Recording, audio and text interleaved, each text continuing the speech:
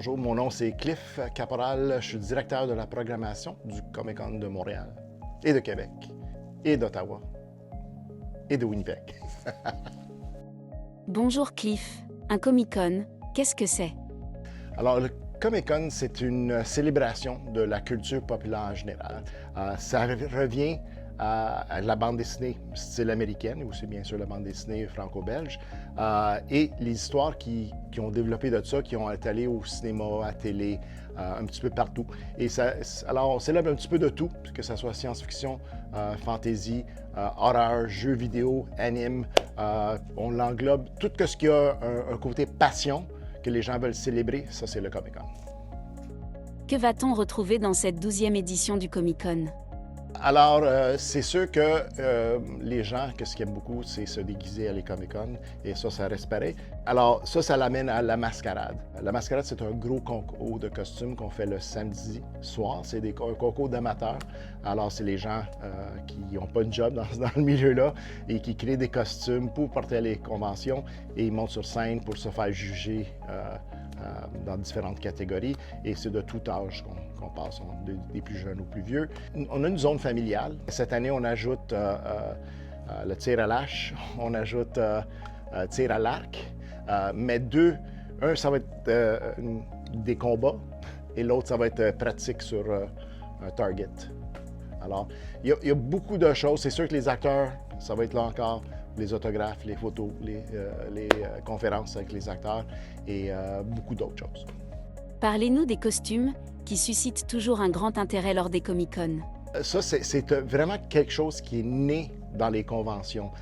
Oui, les gens s'amusaient à Halloween ou des parties ou quoi que ce soit, mais la culture du cosplay comme tel, c'est vraiment quelque chose que c'est à l'intérieur des conventions que c'est né. Oui, c'est des très grands passionnés. C'est presque juste ça qu'ils font. Tu sais, ça a l'air je me parade en costume ou quoi que ce soit. Non, mais je pense qu'ils passent tous les jours de la semaine qu'ils ne travaillent pas à travailler sur un costume, surtout les gros costumes. Peut-on voir dans les univers dépeints par la pop culture une métaphore de nos sociétés et de ses travers? Oui, absolument.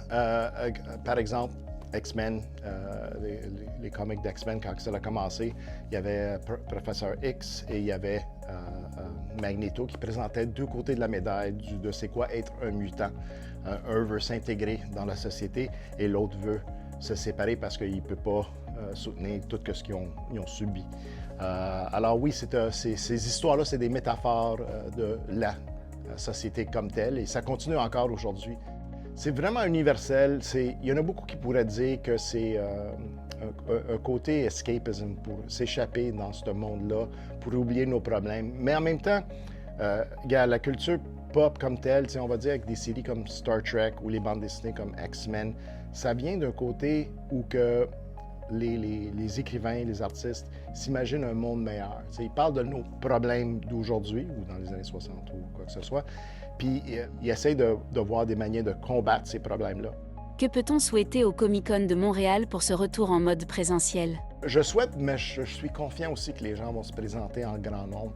On a eu notre événement pendant le gros de la pandémie à Winnipeg. Même avec les masques, je voyais les sourires dans les yeux.